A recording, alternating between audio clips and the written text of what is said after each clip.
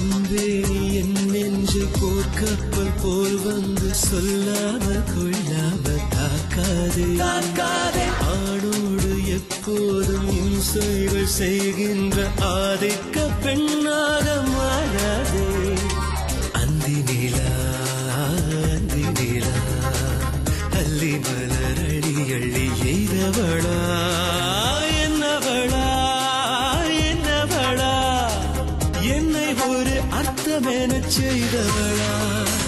செவ்வரி ஓடிய விழிகள் அது செந்தமிழ் மிஞ்சிய மொழிகள் புன்னகை செய்யும் புயல் மேகமே.